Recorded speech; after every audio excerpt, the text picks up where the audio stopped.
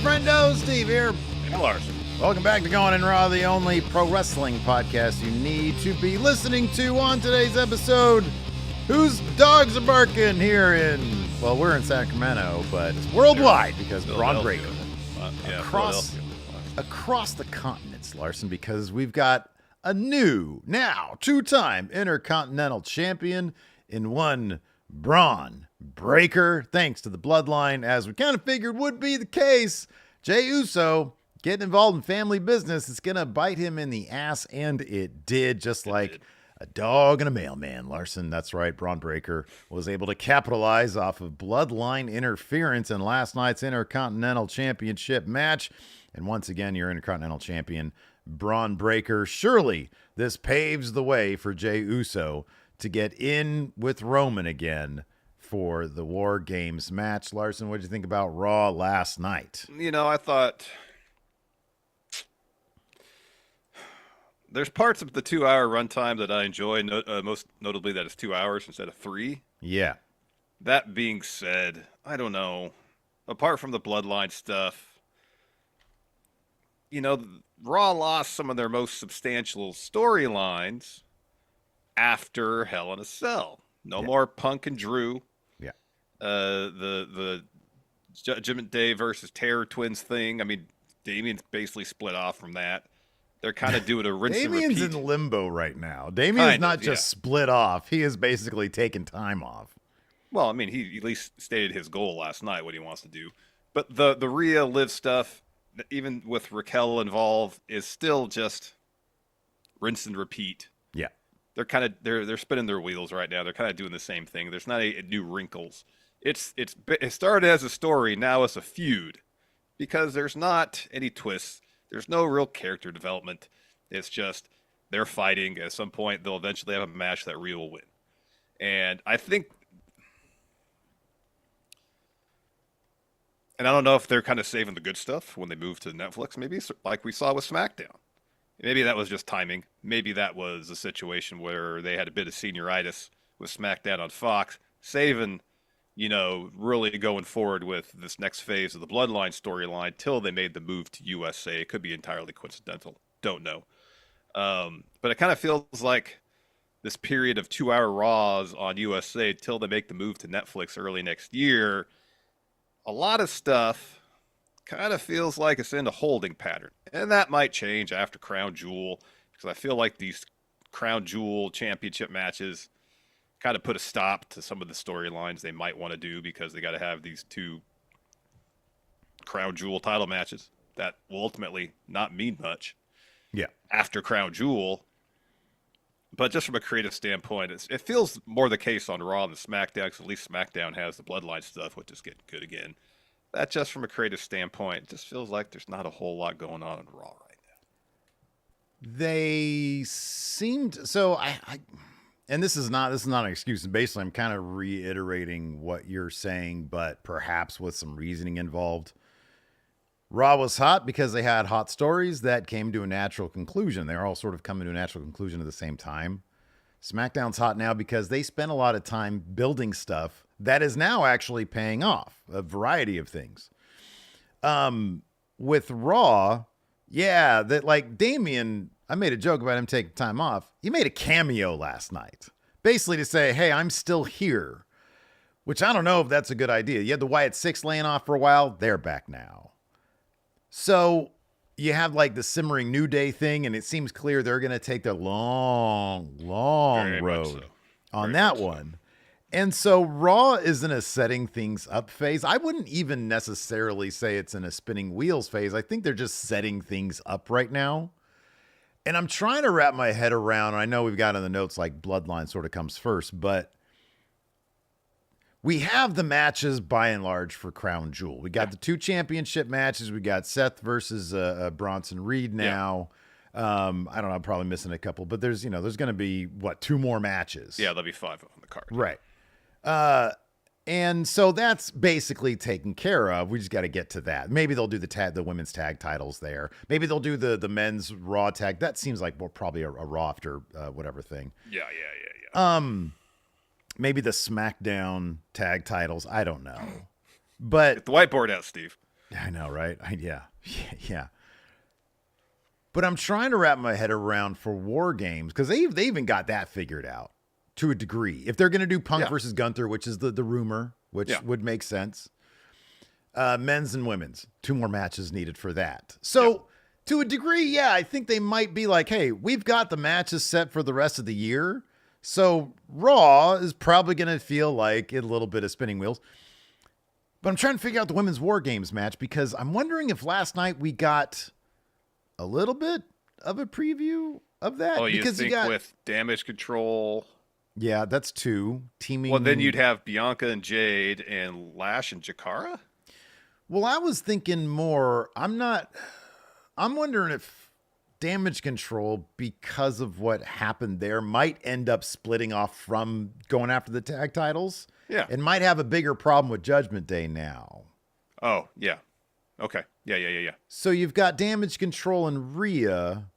Or are they going to do Damage Control and Jade and Bianca against Liv and Raquel and Lash and Jakara?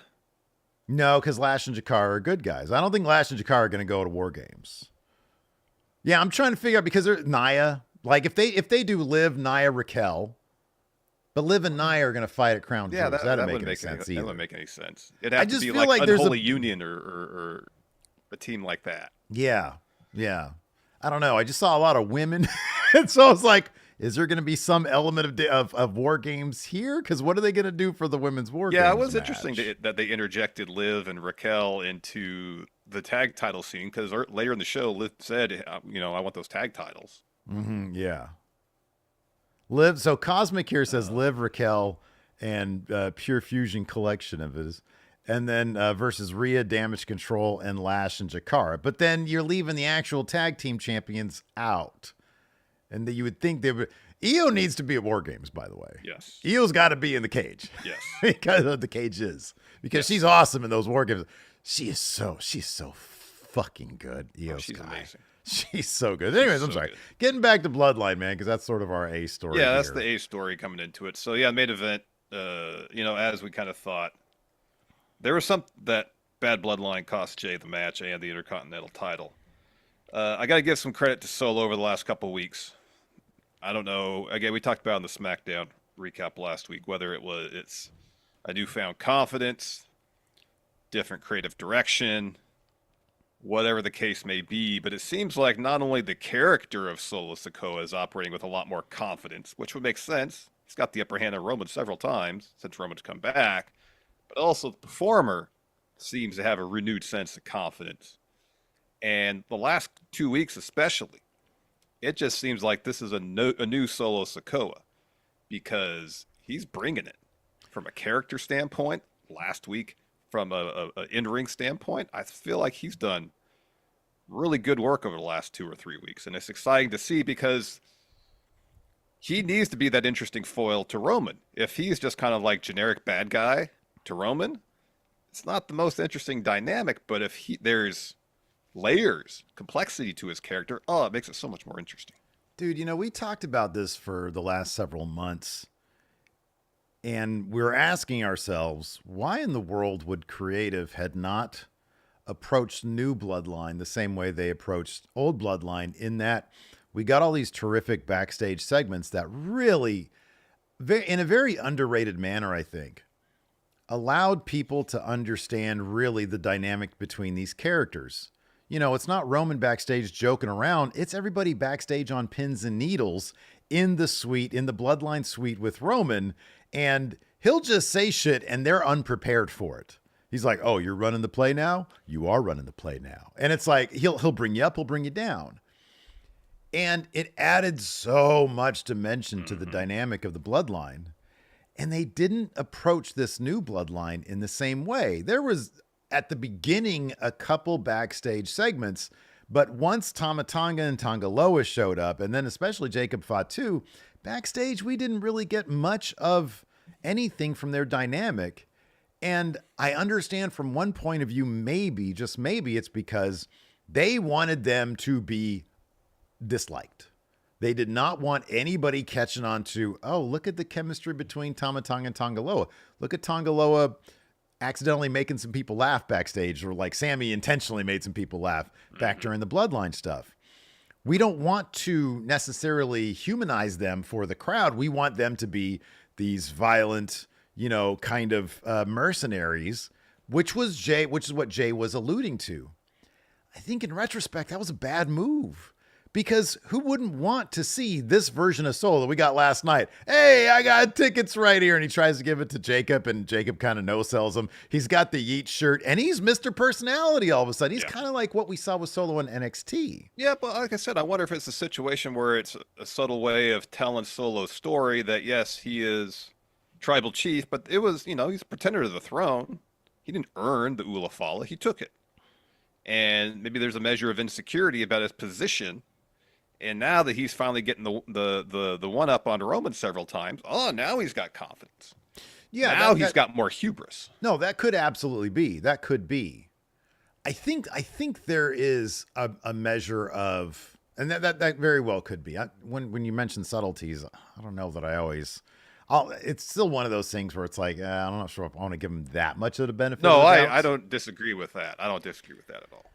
But I kind of feel like if you had this bloodline that was still vicious and rude and mean and all that kind of stuff, but we did get a little bit more of the personality stuff backstage over the past 4 months. Yeah. I think it would have been way more interesting now, because maybe some of the crowd would have been like, hey, you know what? I kind of like this new bloodline. Yeah, and the intrigue goes up quite a bit. It's like, okay, you're making the crowd now choose between the two. And I don't think that's a bad idea. I think you can get some really interesting stuff out of it. No, I think you can too. And if it's a situation where there's a measure of insecurity within Solo about his position atop the new bloodline, that's stuff worth exploring. And it could be good character stuff down the line, especially once Roman comes back. Yeah. Because Roman was driven by insecurity. Yeah. And if you have the two leaders of two warring factions who are both driven in different ways by their own insecurities, that can make for some interesting stuff. And yeah, they chose not to explore it, which is a bummer. In any real meaningful way. Maybe they did subtly. Again, I don't know if I give them that much credit. But nonetheless, what we see now from Solo would be cool to see a couple months ago. Yeah. But we're getting it now. Yeah. And, it seems like he's probably going to have a match with Roman at Crown Jewel for the Ulafala. And if he gets the win, Solo that is, and I think he should, then, oh man, you're going to see a super confident and overconfident Solo at that point.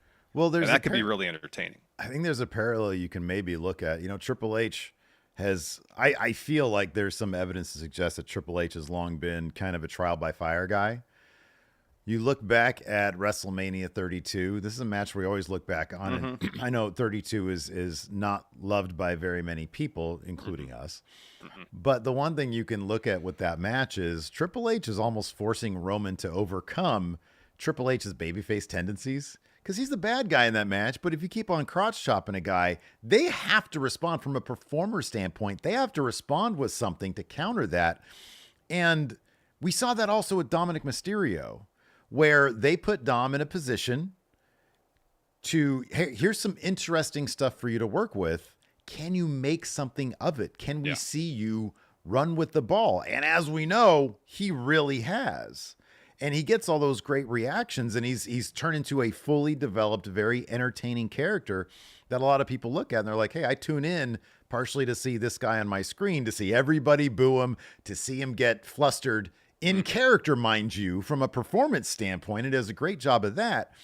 But, Dominic, when he was just a baby face and he had his dad right around on his shoulders, it was like, this is the most boring guy imaginable. And look what they were able to do thanks to, hey, let's give you something to work with and see if you can work with it. And sure enough, he did. And I feel like with Solo, it's the same thing. Hey, we're going to put it in a much more prominent spotlight. Oh, yeah. You're going to be the new leader of the bloodline. That's a lot of pressure. You put him out there.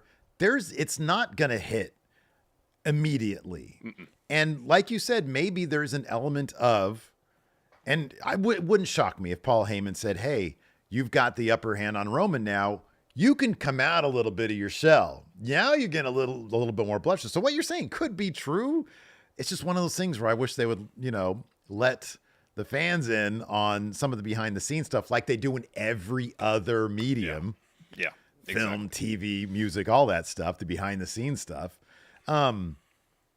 Hey, you can come out of your shell a little bit now. You could be a bit more boisterous now because of what's happened. But also from a performer standpoint, you got to figure there's more confidence now because he's been shoved out there in front of everybody for in what's supposed to be the A story for months now.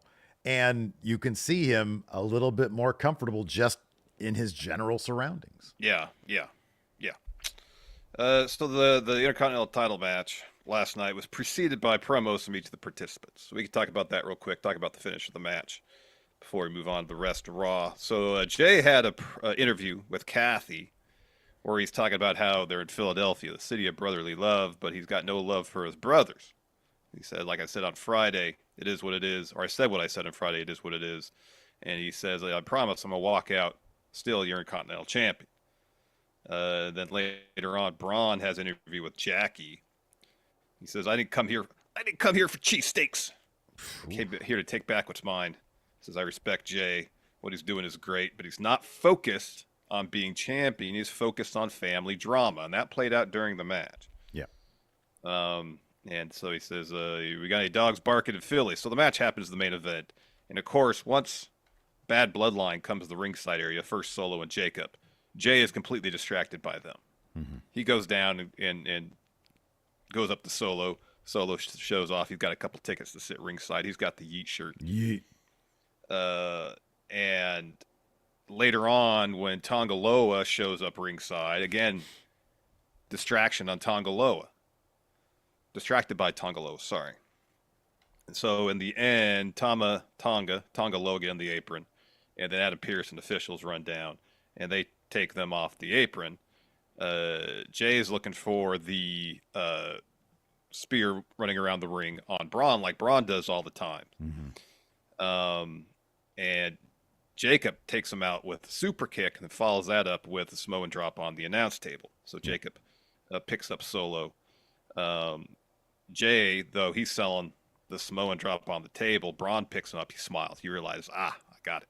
It's my match to win now. Puts Jey in the ring, hits a spear, covers to get the win. Mm-hmm. Yeah. Part of me was kind of hoping, though I doubt it was going to happen, that Jimmy would show up to equalize Bad Bloodline, actually help his brother retain. Mm-hmm.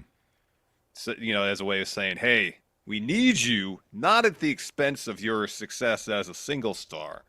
We're not trying to take that away from you. Yeah. In fact, we're here to help you with that. But we need you. Yeah. I was kind of hoping the same thing. And like logically, why wouldn't he have been there? It's like you know how these people operate.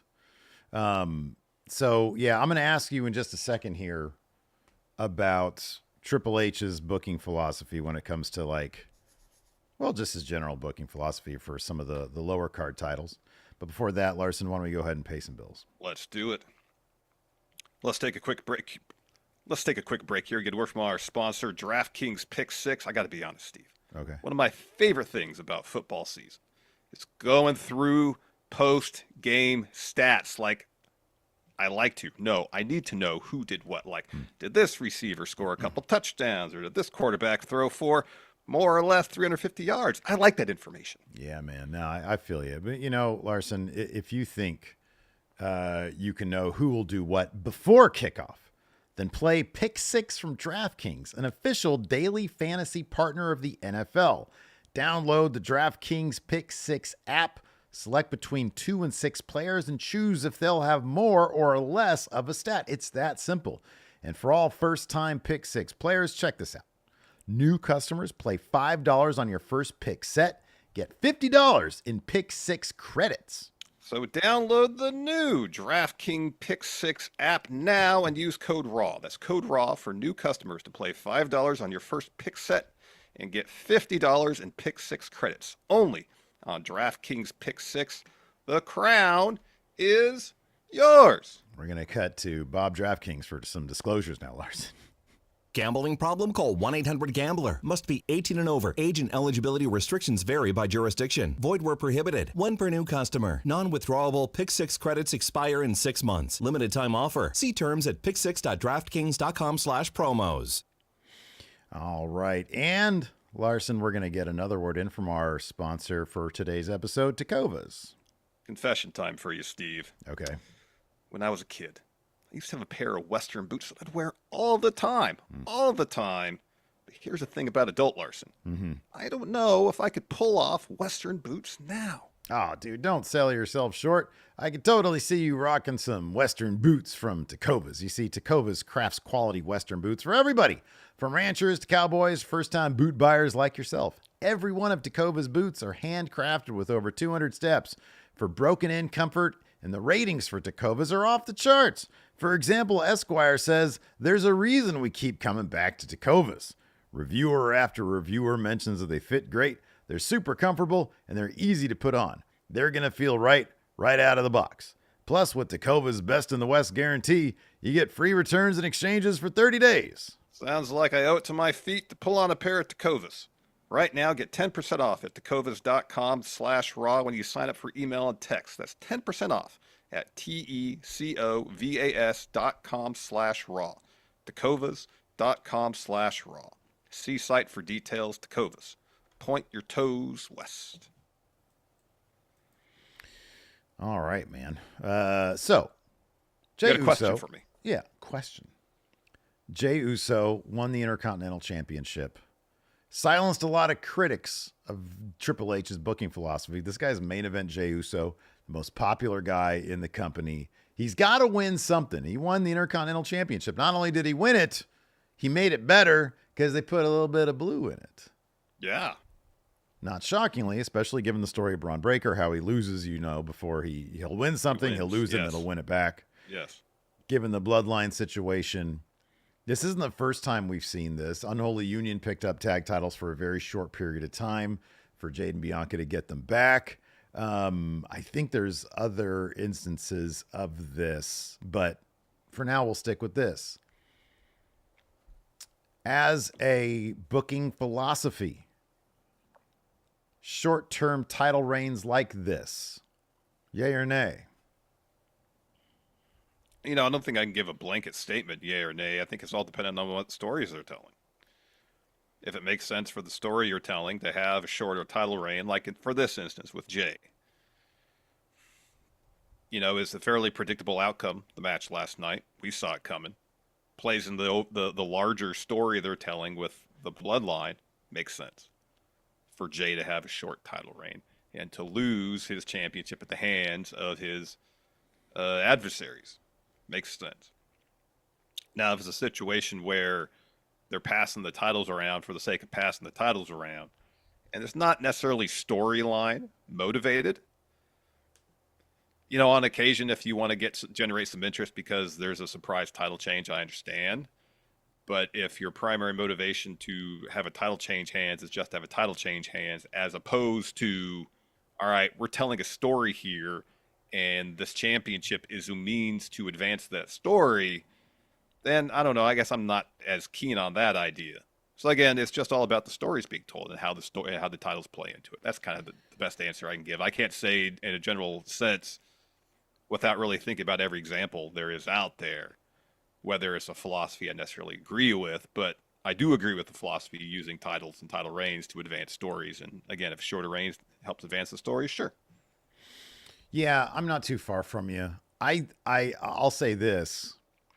I prefer this kind of usage of a title over the other thing he does, which is hold on to these titles, Bloodline, these tag titles, keep them sort of in abeyance from the rest of the tag division where we're actually supposed to be building some tag division stories, or an even more egregious situation, the Judgment Day situation. The Judgment Day situation where you're just going to have those. We're literally going to do nothing with them. I mean, at least we had that ladder match. At least we've got now Motor City Machine Guns. Well, I feel like Bloodline has actually had several, I can think of at least 2 title defenses. They've actually done stuff with them. Whereas I think Judgment Day still just had the one. Now, the Bloodline's still like the SmackDown tag division. I do get the feeling that Motor City Machine Guns are kind of they are going to do kind of what Aldis said. They are going to sort of put a bit more of a spotlight on the tag division on SmackDown, at least. The Raw tag division, I know they're in the middle of a tournament right now. We had the New Day advance over Authors of Pain. Mm-hmm. We had the LWO, I thought was cool. They advanced over American Made. American made. And so, you know, they're going to have the Judgment Day. And I'm hoping those tag titles change hands, because just keeping them on Finn and JD is just not the way. No. But yeah, I don't know. It's interesting to see how this plays out, given that this was fairly predictable. I kind of wish that they would have done the thing that you'd said earlier, where Jimmy comes out and he actually helps Jey retain. And then, you know, Braun would be fine without a title. And then you can, you know, Jey can still come to Roman and be like, hey, they tried to get involved in my business. You know, you wrap him in there some other way, or Sammy has to convince him or whatever. Jimmy's like, hey, I had your back. Come have ours. You know, I mean, at this point, Jey'd probably be like, hey, screw you guys. Where were you? You showed up last week? Yeah. You came to my place last week? Yep. And harassing me?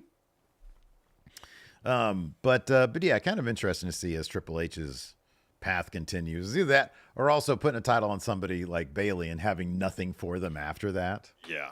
That was. Yeah, I don't know how you do that. Mm-hmm. Especially the story leading up to Bayley's title win was really good. Yeah, I know. Yeah. And then you can't come up with anything interesting, creative for Bayley until she loses the title. Yeah. Yeah, I know. Bayley, who could take anything and make it interesting. Yeah. And you come up with nothing. I mean, I saw, I don't know, some Twitter take or Wrestle Juice take, or maybe it was a Going in Raw take. I don't know what it was. Said Triple H can't book babyfaces. Babyface champions, I should say. Babyface champions. You know? Yeah. It's a more difficult, traditionally in wrestling, it's a more difficult task to book a babyface champion. It is. And you know, babyfaces get over via the chase, you know? Yeah, sure. It's absolutely. the chase after the title that, you know, you stack the odds against them. They overcome said odds. They get over if you do it right. Yeah, right. But, you know, once they get what they were chasing, the title, what's next? You know, you have to find a way to increase the odds even more. And that's difficult That's to the do. tough one, yeah. Yep. Something they haven't necessarily done well as a company for a while. Mm-hmm. Let's talk about Seth Rollins. He's in a feud right now with Bronson Reed. And I'm happy this wasn't a situation where they both came to the ring and cut like extended promos on each other. Boy, they know what's going to get Bronson Reed over, and that's mayhem and destruction. Which they did. But I loved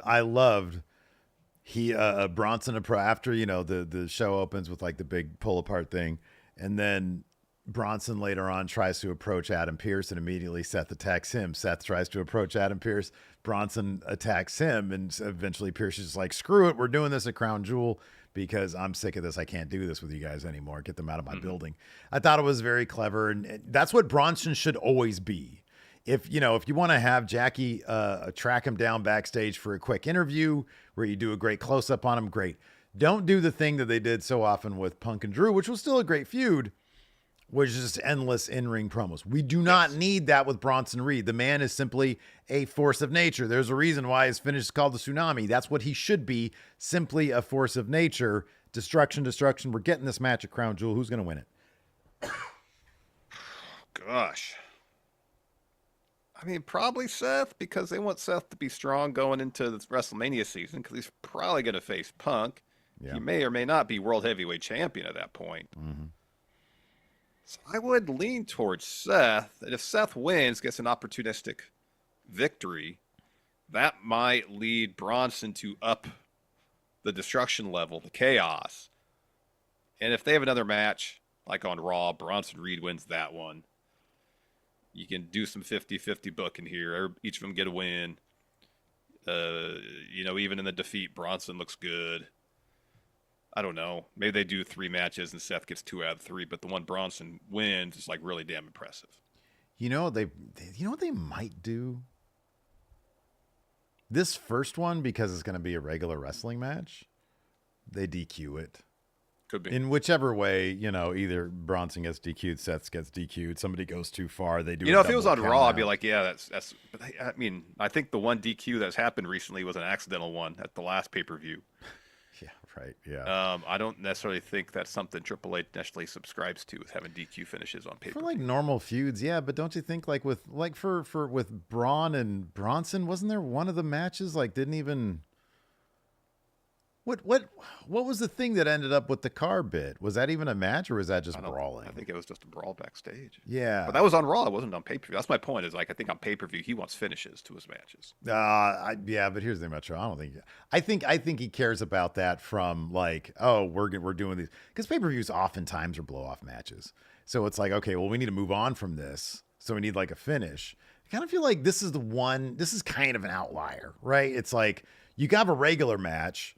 And then the next match would be something where you get to prevent a double count out, like a false count anywhere. In which case, it's like, okay, well, double count out would be different than a DQ finish. Double count out, I think, is different. Well, no, it is, but that's what I'm saying is if they do a double count out, or if they go to the outside and somebody hits somebody with a chair or something like that while they're brawling in the crowd, then they can throw it out, or they'll do a no contest, something like that, where it motivates the next match, where there isn't a no disqualification situation. And then it's a qualified win or loss for whoever wins or loses, because it's like, well, this is not going to be a regular match because a regular match can't hold Bronson Reed.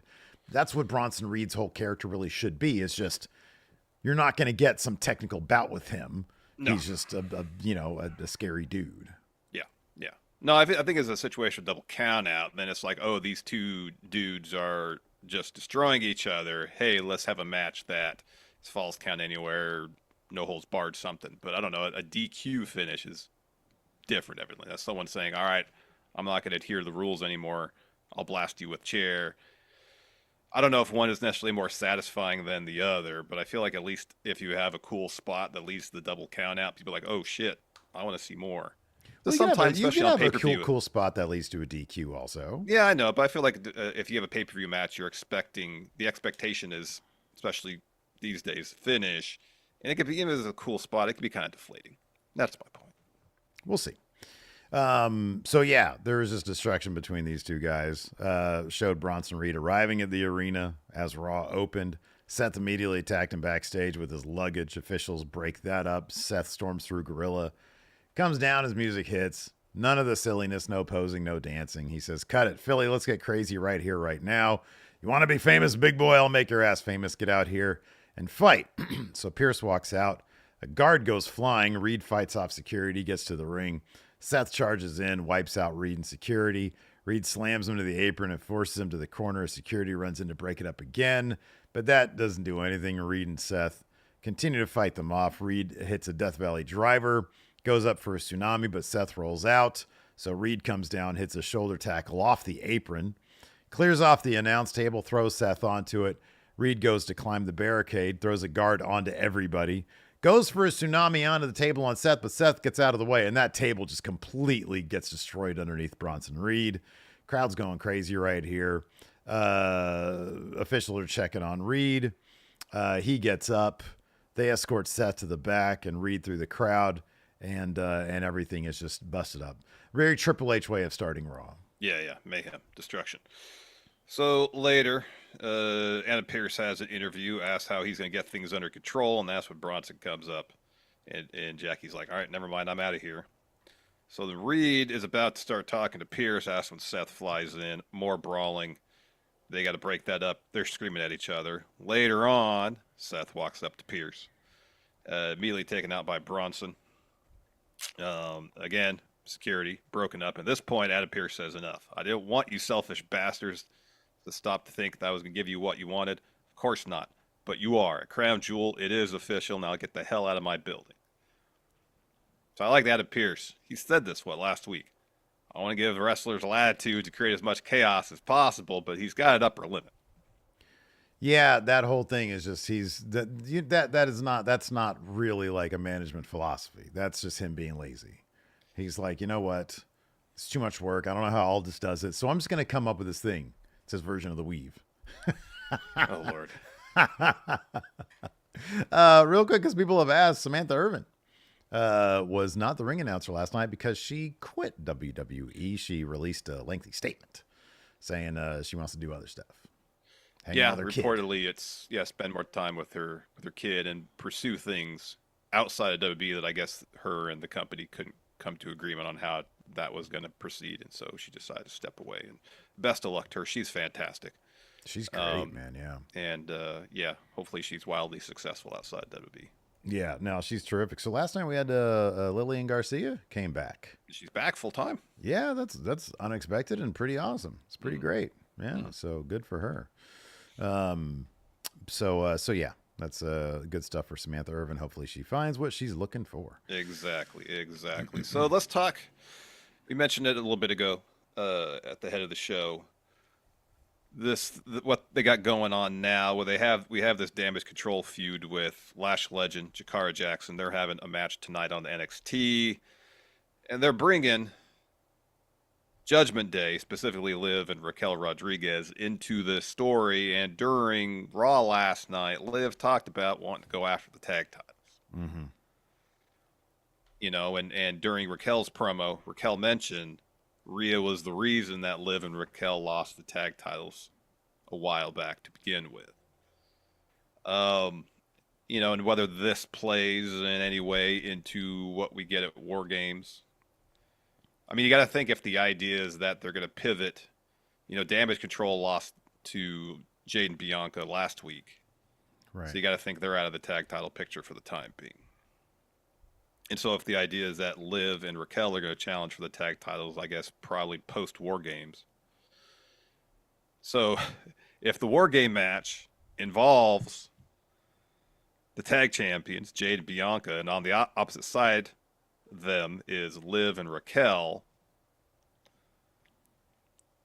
I mean, you could have Rhea in there as well. Maybe Damage Control is not involved in this at all.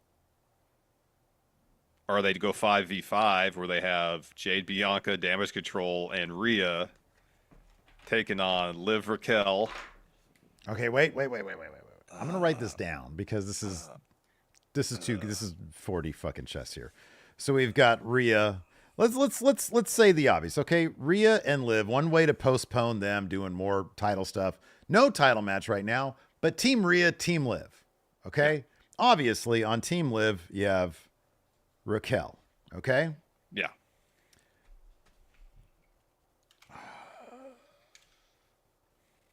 I know Nia and Liv are about to fight over this fake title. I don't think Nia's going to be in the match. I could be wrong. I don't think so, though. All right. I'm going to put Nia down here because you also have Tiffany Stratton. Yeah. I'm just thinking of like the major players, yeah, right? Yeah. Because Rhea also booted Nia Jax. Nia could want something back for that. That's true. And if Nia wins at Crown Jewel, she's not going to feel too busted up about, because there might be some wonk shit there. All right. So you have Liv, Raquel, Nia, and Tiffany. Maybe. Who? No, I just said maybe. Okay, then who would be the fifth if they're going to do 5v5? Well, let's hold on right there. Then you got on the other side, Rhea. I think you got Bianca and Jade, because I want to set up tag title stuff, seemingly, for Liv and Raquel. Okay.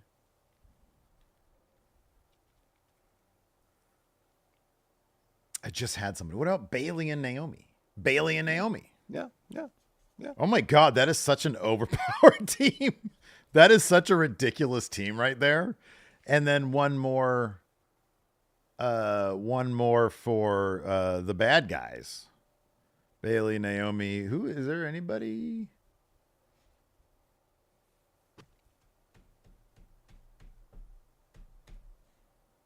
You have to think about that.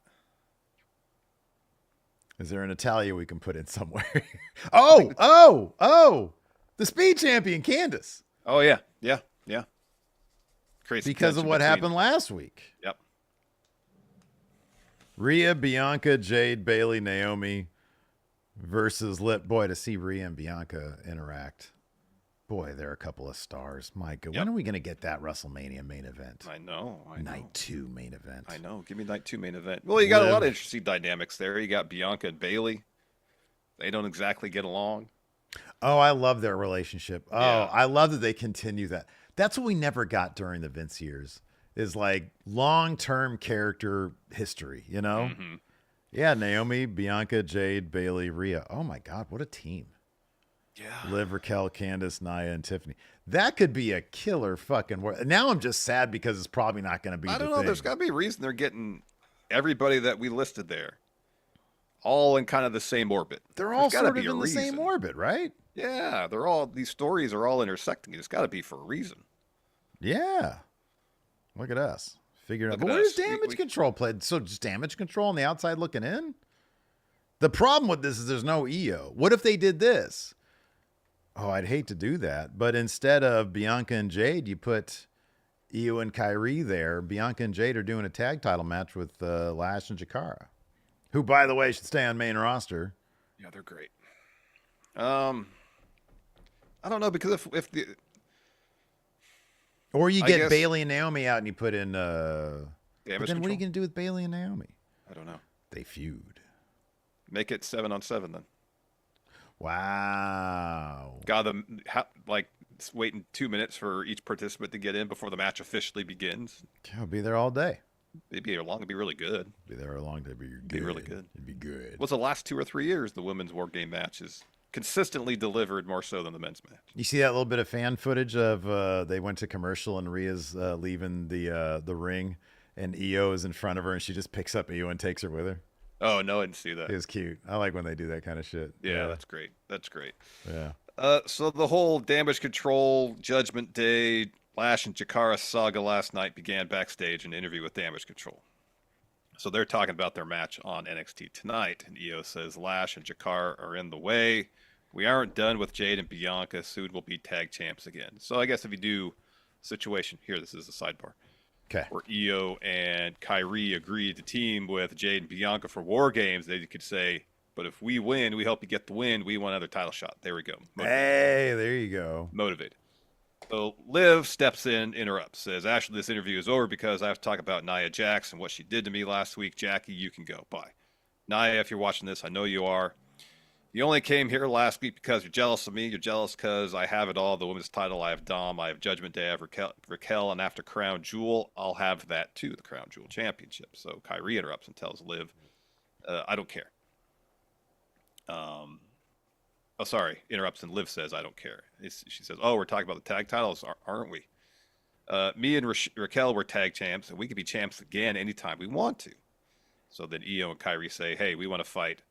And Raquel steps up to him and Liv says, want to fight? All right, we could fight.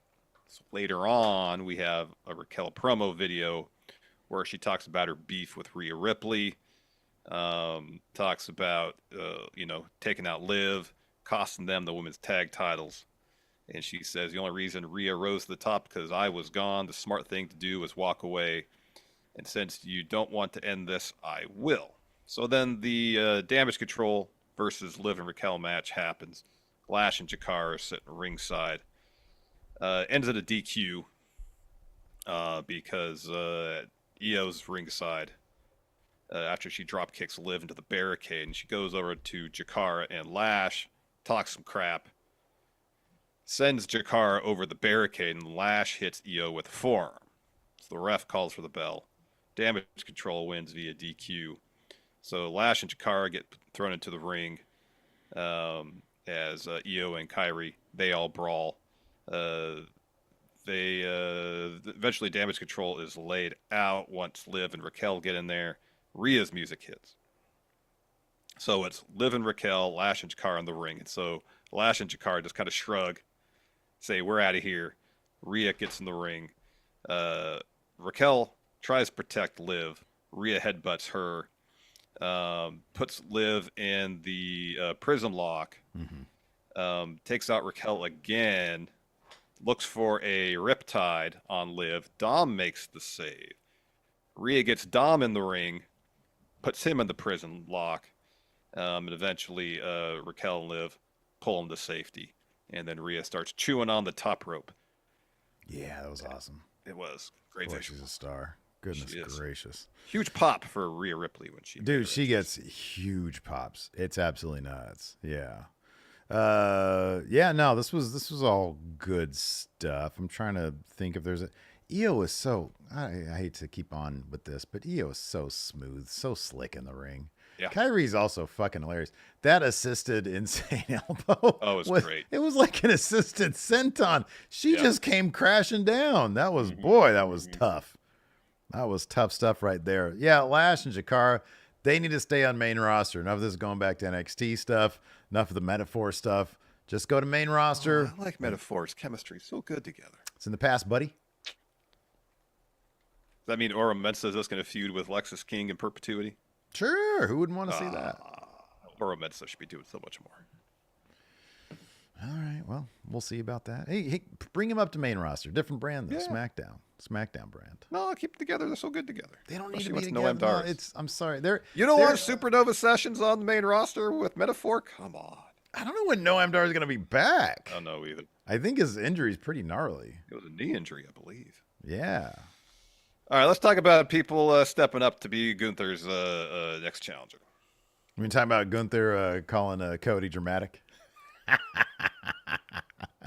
Before that, though, so we're backstage. JD is showing off the new Judgment Day clubhouse. So this is after the tag match. This new clubhouse sucks. The last one, man, I honestly hope Priest does not get lost in the shuffle because we're about to talk about him with Gunther here. But you see just how much of a downgrade Judgment. You think, hey, we got Judgment Day, we got like new people in it. Let's upgrade everything. It's all just a downgrade. It looked cooler back in the day. Oh, absolutely did. So Raquel's upset about what happened earlier. And then Finn starts talking about how he and JD can handle any tag team on Earth. But what he can't handle is Damian Priest getting another shot at the World Heavyweight Championship. And Dom's like, yeah, I can beat Gunther. I could be the next champion. And Carlito starts laughing. And Liv says to him, hey, what are you laughing about? That's not cool. And Raquel asks Carlito, what do you actually do around here? And he says, I bring the cool factor, Judgment Day. Also, I'm the fixer. I'll go fix it right now. So he says he's going to go have a chat with Adam Pearce. And so we're at Adam Pearce's office. Damage Control is in there. And Io and Kyrie are complaining about what happened during their match. And gosh darn it, Carlito has to walk in. And it says something very, I don't know how you describe it. Well, he sees Io and he sees Io and Kyrie talking in Japanese, and he says he comes in and they leave, and he says, I got to learn Chinese. Now, this has created such a whirlwind on the internet with good reason. Yes. And I've seen people say, oh, well, the joke is he's dumb and he doesn't know the difference and he doesn't know. And I think there are ways to effectively convey that idea without going to a trope that is honestly kind of racist. Mm-hmm. Something that we've seen in the past that, there's a ton. And you've seen this in a lot of situations. I've seen a lot of responses to this from people of a variety of Asian descents who say, you know what, I'm Chinese. People say that I've been called, go back to Japan or whatever, or I'm Japanese, or getting them confused and in a way that is, plainly racist. Now, I'm not going to say in this situation, this is anything more than Carlito attempting to tell a joke via his character. I'm not going to say that, but the wider context of him doing that has some ugly history to it. And that is the problem here. Yes. So there, and according to Fightful Select, this was an unscripted thing that seemingly Carlito came up with on his own. Yeah. It's unfortunate. Hopefully this is a learning lesson for all involved backstage, but we've seen this with Io Sky at an NXT event on television. Somebody in the crowd said something along the lines of, something about Io being Chinese. And she leans over through the ropes and says, I'm Japanese, bitch. So this is something that Io has actually dealt with in the past. Yes. So yeah, it's just, it's a kind of thing that maybe there was intentions behind it, that weren't as heavy as all that, but it needs to be a learning lesson because it's the kind of thing that doesn't belong on television in 2024. That's correct. That's correct. So Carlito goes on, says, I heard that you're looking for a new challenger for Gunther. I found your man. It's Dominic Mysterio. So Adam Pearce starts laughing nearly uncontrollably. And Carlito says, I'm serious. And Pearce says, Dom hasn't done anything. Furthermore, if he wanted it, why didn't he come ask me? And Carlito says, well, I'm the fixer. That's why. And Pearce says, exactly what are you fixing? And Carlito says, come on! Give him a shot. And then Pearce says, I'll give him a shot, but he's got to beat a former world champion next week for me to even consider it. Mm-hmm. Yeah. So then we got a Gunther interview later. She asked about Cody inviting him to SmackDown. And he says, I don't understand why Cody drags people into his business. He mentioned his daughter, which was unnecessary. He loves the drama. Says this has nothing to do with family. It's generational champion versus generational champion for the crown jewel title and establish a legacy for it. In all honesty, the title he holds, its legacy is already long. Unlike mine, I am one of one. Everything I touch turns to gold. I'll be in Brooklyn this Friday. Well, then Damian Priest walks in. It's like, hey, I got no beef. I got no issue with you. My issues were with Judgment Day, but now that I'm done with them, now I want back what I've lost, what I never lost, he says. And Gunther starts to talk, and Priest interrupts, says, don't give me a handout. I'll learn it. Go to Crown Jewel, handle your business, and when you come back, you're going to have a problem with me and an even larger one when I become El Campeon. And then Gunther says, okay, El Campeon, good for you. Yeah, the Priest needs to have more, and maybe maybe he is. Maybe they got him on a light schedule right now to sort of, because I've noticed that also. Like they'll cool people down and then have the big return deal, and I actually appreciate that philosophy as well. We've seen it with the Wyatt 6, although I kind of feel like with the Wyatt 6, people want more. And you got to be careful with keeping him too cool. You know what I mean? Like there was some real interesting stuff with Bo Dallas early on with that. And then they just left it alone. I know. So hopefully we'll get more. I'd love to see if they're targeting Miz now and we're going to get like a Bo Dallas Miz thing. I'd love some. That's the kind of thing I'd actually really like some promos. I'd like some interaction between the two of them. I think it could be interesting. No, it definitely could. It definitely could. You mentioned the Wyatt 6. They get involved here during the 2 tag tournament qualifier matches, first of which, where they got involved, was New Day versus Authors of Pain. It was the first match of the night. New Day get the win because Miz shows up ringside to watch the match. R-Truth attacks him towards the finish. He wipes out Karrion Kross with the kick, and this kind of distracts AOP. So, gosh, Razor gets rolled up, I believe. New Day get the win. So then afterwards, Truth is celebrating with New Day. New Day leave. Final Testament surround R-Truth and attack him. Miz lays into him as well. And so at this point, Woods and Kofi are at the top of the stage, and Kofi's like, hey, we got to go help R-Truth. And Woods says, no, we're not doing it. And Woods prevents Kofi from getting back in the ring. Lights go down. Wyatt 6 music hits. Crowd erupts. Lights come back up. Nikki's on the top rope. All the other members are surrounding the ring. She leaps off. Takes out Scarlett. Wild brawl breaks out. Miz is cowering in the ring. Rowan powerbombs Loomis onto AOP in the timekeeper area. Then eventually Uncle Howdy appears behind the Miz once Miz thinks he's safe. Paul Ellering shoves Miz out of the way and takes a mandible claw. That was nuts. That was. I did not see that happening. He took it like a champ too. Yeah, he did. And so after Ellering is laid out, Uncle Howdy poses, says, "My life for you."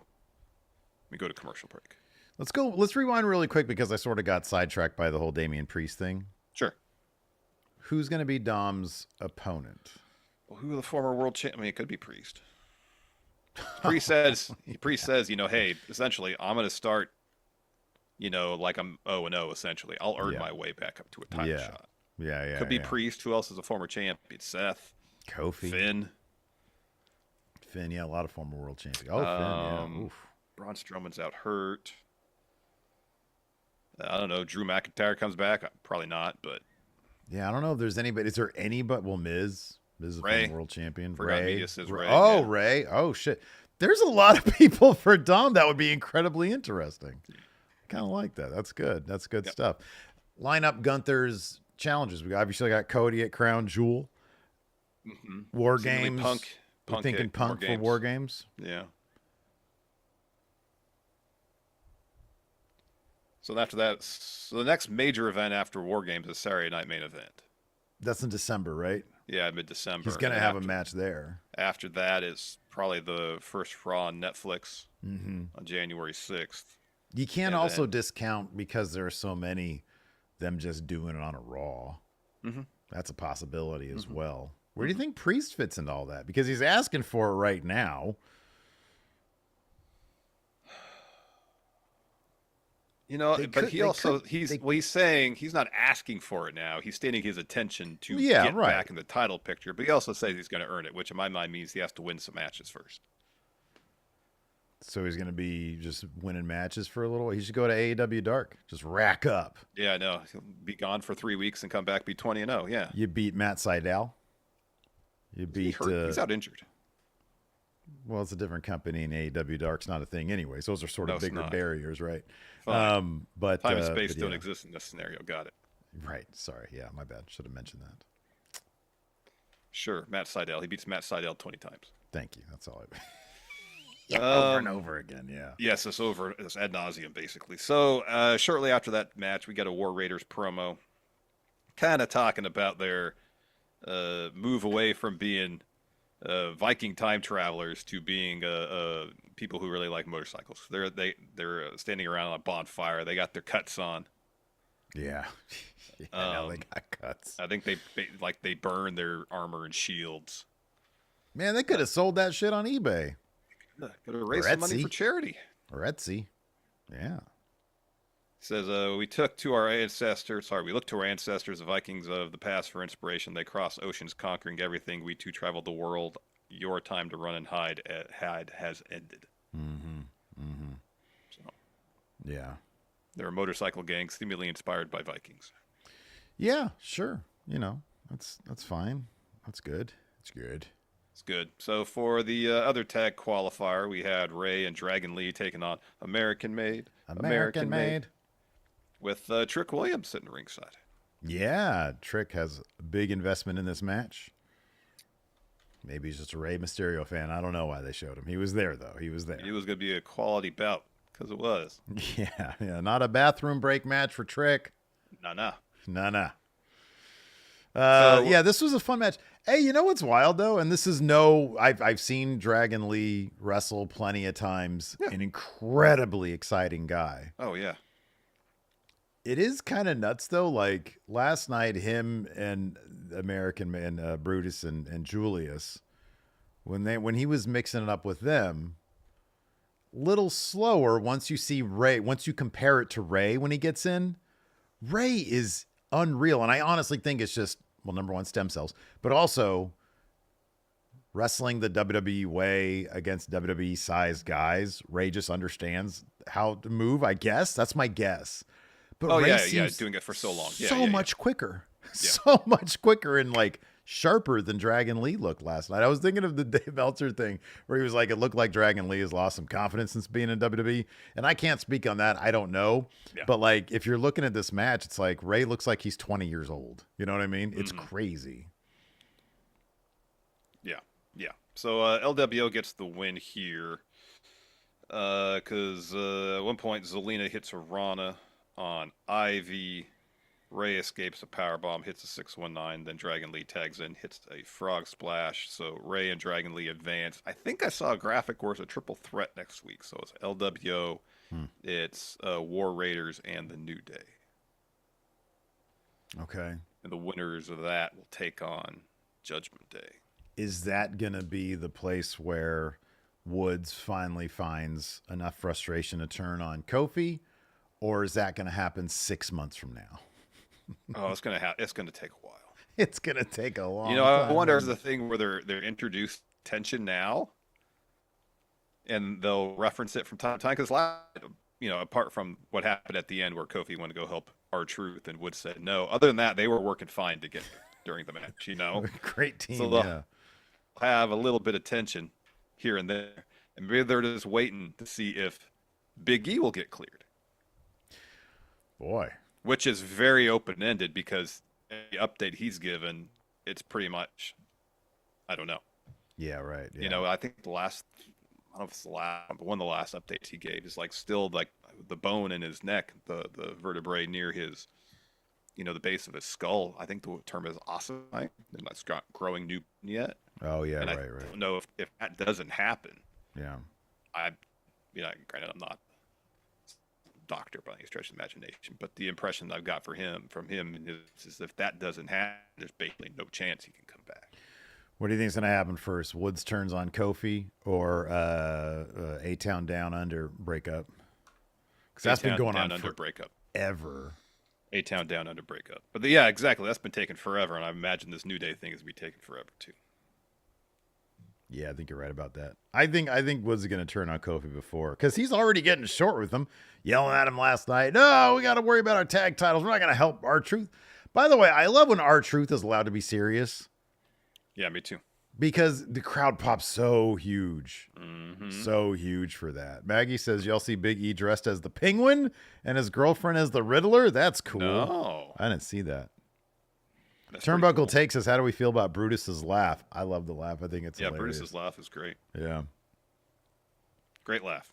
By the way, over laugh. at the Friendo Club Wrestling channel, which is our other wrestling channel, right now you can check out us reacting to Dave Meltzer's star ratings for WWE Hell in a Cell 2019, the infamous Rollins versus Fiend match that everybody except for us shit on. Find out what Meltzer gave that match and find out what I guessed he gave that match. Yes. Right now over there. Go check that out. Also, we got the Friendo Club set up. A great way to help support Going in Raw and the Friendo Club. Patreon.com/Steve and Larson, or click join right here at YouTube.com/Steve and Larson. Got a bunch of bonus episodes that we're going to start producing new ones for. Oh yeah, we got to get on that, don't we? We should. We got that. We also got access to the Big Blue Predictions Challenge. You could be the next one to win the Big Blue Predictions hat. I want that. With the next. Can I win the hat? What? Can I win hat? You are entered, given that we are sort of like the guys who run the thing. Yes, you are in it. You do run it. Or you do participate anyway. So it's possible for you to, but any of the friendos can. If you get the Friendo Club set up and participate in the big. The next predictions challenge is, I think it's month long. It's going to be 3 events. It's going to be Crown Jewel November 2nd. Crown Jewel November 2nd. And then it's going to be Full Gear. Full Gear November 23rd. And then the following weekend is War Games the 30th. It's going to encompass all those events. Should we tell the people the news about Full Gear? I suppose we should. I'm not going to be here for Full Gear. I'm going to be visiting my brother that weekend. That's sort of like an annual tradition for you, or like a couple years ago, didn't you? It wasn't to visit my brother, but yeah, we planned a family vacation. It happened on Full Gear weekend. That's right. 3 years ago, I think. So no live coverage of Full Gear, but I will be back in time to do a review and our star ratings the Monday after. Mm-hmm, right. So expect it all then. There you go. There you go. Let's go. You want to answer some questions? Yeah, let's answer some questions. Also, hit that like button, subscribe, and then leave us a comment. The algorithm loves the comments. They do. All right. My spirit animal is a Dorito. Says, what are your top 3 It's that time of year again. We got some trick-or-treat questions here. Oh, yeah. Top 3 candies to get on for trick-or-treat. Assuming that we're children and we do the trick-or-treat. I know we're adults and you're grumpy and you don't do all that fun stuff. Candies. Yeah, I don't eat candy. You don't eat candy. Okay. So just put all that adult shit aside. So rude. Not being rude. Made a decision for my betterment to not eat candy. Ah, jeez. Fuddy Duddy. So judgmental. That's your favorite candy is Fuddy Duddy. Your favorite candies now and haters. There's not a candy called Fuddy Duddies. All right. Traditionally speaking. Favorite candies? Yeah. Hot tamales. Milk duds. And probably Baby Ruth. My reaction to each of those. Fine. What are your favorites? Butterfinger. No, dude, I can't. So talk about Fuddy Duddy. I used to love Butterfingers, but that shit gets so deep. I can feel the sugar dissolving my teeth at this point. I can't eat that anymore. No, I'm a Twix guy. I like the Twix. Yeah, Twix are good. I love the peanut M&Ms. Yeah. Bro. My mom, back during my hell year of 2023, when my dad was going through it. I don't know. I think my dad's friends came by to see him. They would roll by like once a week. And one time they brought this giant jug of peanut M&Ms. Every time I'd go to my mom's house, I'd be sitting there with this jug just stuffed my face. And then at one point, we go over there, and my brother-in-law, Will, he's a Scottish guy. He's like, hey, what happened to the M&Ms here? I'm like, oh, that must have been me. I love some peanut M&Ms, man. Yeah, you do like your peanut M&Ms. All day long. You know what's really good? Oh, sorry, you got one more. What's your third one? You know what I've been into lately? I honestly, I don't eat a ton these days because especially at this age, it wreaks havoc with your system, right? But Milky Ways. Just the nougat, caramel, and chocolate. Yeah. Oh, man. Yeah. That's good stuff. Do you like Mars Charleston Bar, Chew? that's what they call it. What's that? Charleston Chew. Do you like those?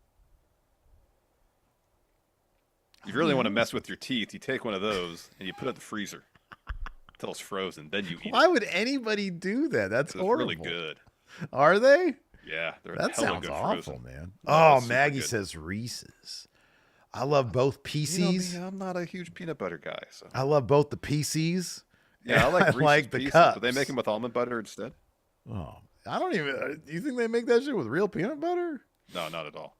That's peanut butter flavored chemical right there, buddy. Yeah, probably. Atomic Nerd says, what are some of your favorite ways to open a wrestling show? Not a 20-minute promo. Yeah, that's least favorite way to open either it. awesome match or mayhem. The bell ringing is a really underrated way. Yeah. Like, could you bell ringing and it's Gunther in the ring? Oh, give me that. Heck yeah. I'll sit all day for that. Are you kidding me? Yeah, man. Or bell rings and I see Io Sky in the ring. Holy shit. God damn it, pal. That number one way to start a wrestling show, bell rings, Io Sky's in the ring. There you go. Top, number one. A lot of people are dogging on the hot tamales. What's wrong with hot tamales? They're good. Yeah, my reaction not like was cinnamon. My reaction was like cinnamon candy. No, I can't stand it. Really? I can't stand it. I grew up with that stuff. Love it. Why are there like two very distinct different forms of cinnamon flavor? Because what you get with a cinnamon roll is not what you get with like cinnamon candy. Well, it's because cinnamon rolls have cinnamon in it. In the bottle is cinnamon, whereas the candy is, like probably fake cinnamon flavor. But it doesn't even taste like cinnamon. No, I know. That's strange. It's like very different things. Well, most of the fake flavors don't taste anything like they're supposed to be flavored It's as. approximate though. Yeah. Like fake grape flavor tastes nothing like an actual grape. Oh, like Welch's grape soda? Yeah. That don't taste shit like grape. No, that's what I'm saying. Fake banana flavor doesn't taste anything like a real banana. Yeah, but cinnamon is like so completely way different. Like if I put because I put like some cinnamon in my oatmeal. Yeah, of course, yeah. Right? And it tastes amazing. Like cinnamon toast tastes great.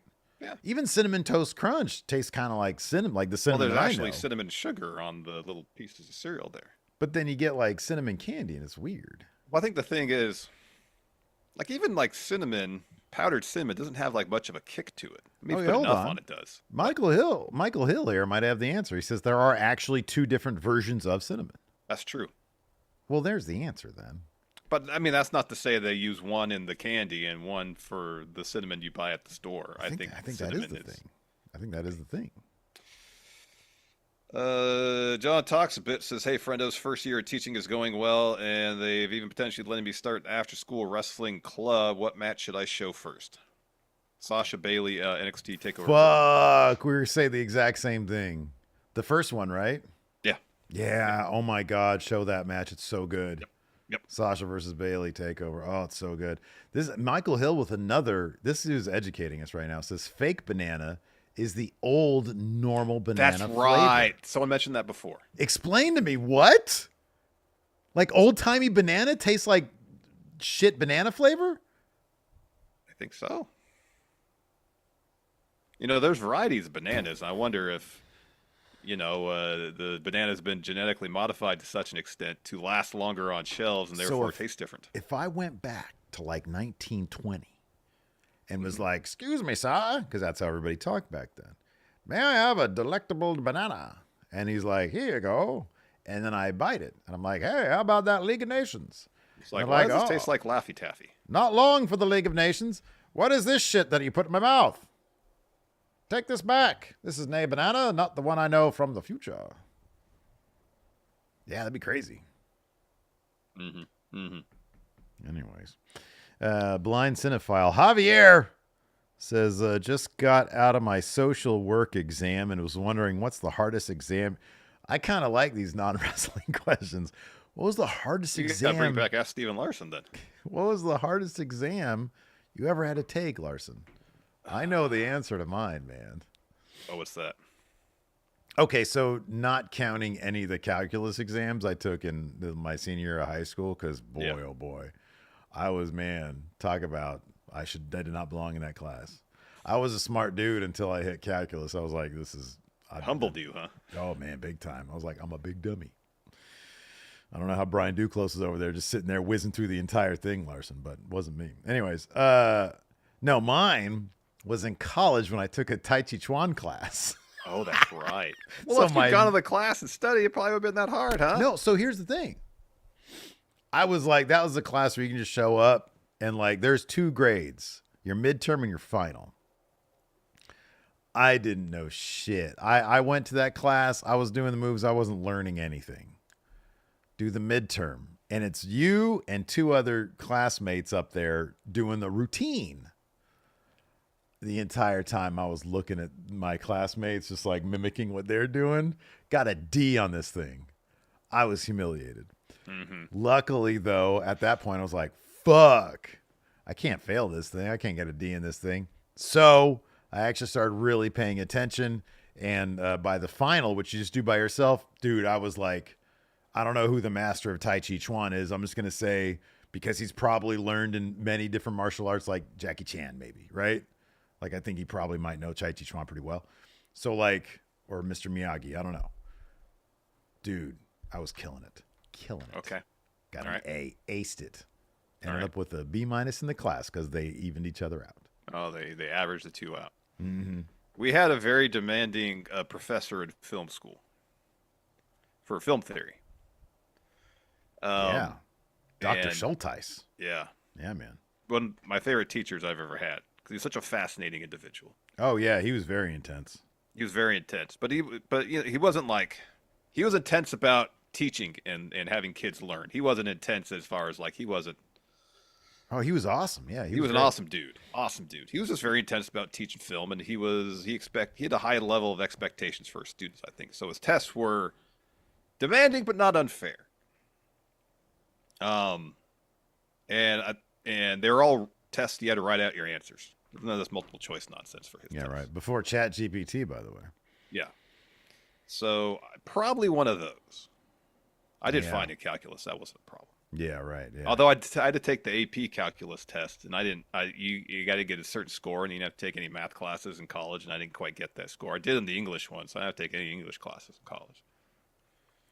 Yeah. But the calculus one, I guess I didn't know it well enough to get the grade I needed on that. I got an A in calculus. Yeah, you got an A in the class. Would you have Kragen? Probably, yeah. Yeah. You just gave you the grade, I guess, man. Timor here says, if you could replace the repeating word in one of the following entrance theme with the word friendo, what would it be? Would it be ego and Ethan Page's NXT theme? Friendo. Kingdom and the Undisputed Kingdoms theme. Friendo. Yeah. Or the word money in Mercedes Monet's New Japan theme. So it's like Crisscross's jump, but it says Monet.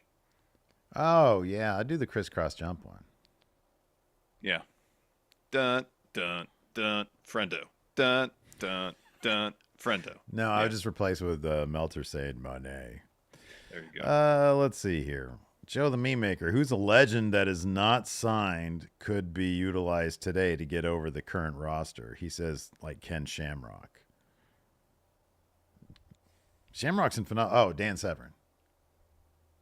All right. I'd go with Dan Severn. You just wanna Have hear Dan some Severn. Have Dan Severn manage American Made. Oh, American made. That'd be great. Jack Napier. Anonymous tip. What would your role in the Judgment Day be? Interior designer. I'd Yeah, I fix was the gonna say that clubhouse. too. Looks like shit. Fix up that clubhouse. Yeah. John and Alistair voice. Which wrestlers would you want to help you decorate the house for Halloween? Damian Priest. Ooh, good answer. Kelmiko says, in a recent interview, Karrion Kross mentioned an early pitch he turned down for Final Testament was an MMA/Ken Shamrock repackage. If the idea did take place, who on the active roster would you have wanted to have that packaging? I mean, Karrion Kross, I just watched an interview with him, I think it was with Chris Van Vliet, where he was talking about the mechanics of breaking a baseball bat with submission moves.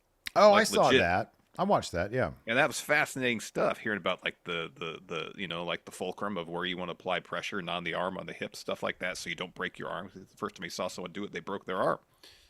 And so he did it on Instagram, where he just breaks a baseball bat. Seemingly, it didn't really take much effort for him to do it. Weren't The interesting AOP thing he MMA said guys? is what? it was harder to break the bat than somebody's leg. He said he's done that before. Yeah, dude. I don't know. This is the NFL season. I've seen a couple of gnarly leg breaks. It doesn't seem that difficult.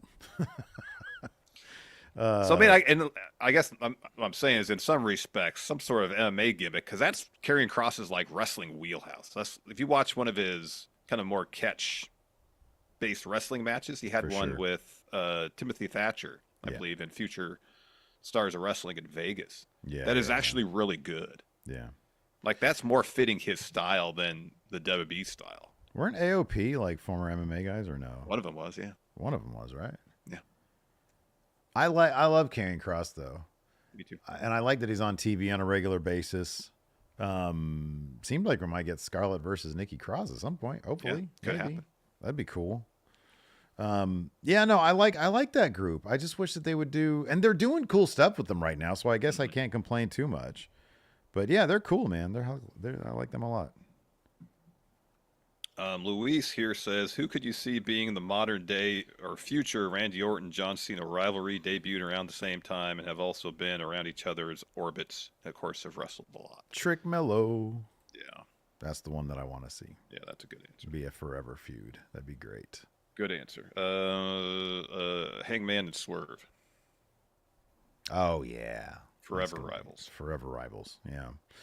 That's all the questions I have here, Larson. Let's end on this one. Nick Cruz says, what other finishers need a super version like Braun's spear? How would you I mean, do Braun Breaker's spear is just a normal spear. They just call it a super spear.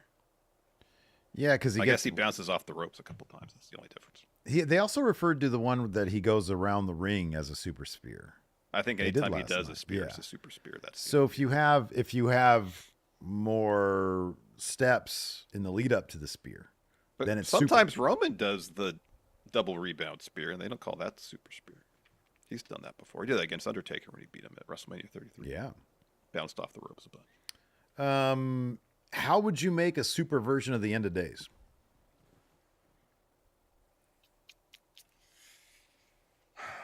So the End of Days is pretty much a flatliner with that extra leverage from bending over. You get they get the feet up here and then whoop-ah. Yeah, that's what I'm talking about. There's that extra torque because you, as the one giving it, Because a bend over. flatliner, you're standing there and you go back. But Yeah, with the that's End what of I'm saying. Days, There's dude's some coming extra up, stank you on sort it. of grab him and then whoop-ah. Gosh. To make it super, like, so the guy goes I got like it. that. I got it. Yeah. I got it. You combine it with the deep six. So you do the End of Days, but while you're kind of bent over with the person's legs sticking up, you do a spin. Oh, And then hit it. Whoa. Just like the banana thing, just blew my mind. That's how you do it. Yeah, man.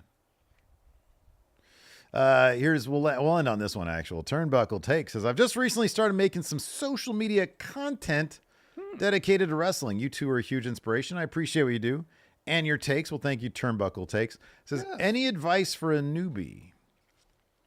Be new. Be original. Be yourself. I'll say this. If you're going with like content with you in it, yeah, absolutely, 1,000% be yourself. Find content out there that's not in the world of wrestling that you think is really, really cool, and then try to make the wrestling version of that. If it's something that's like, oh my God, this is really, really neat, I think that this would translate well in the pro wrestling world that nobody else is doing.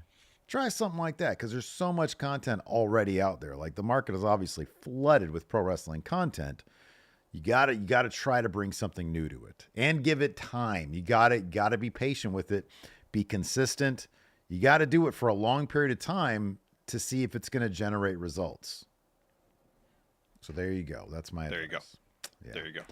Anyways, that's gonna do it for the show today. What is this? Wow, Oregano Gangster says an end of days to a Spanish fly.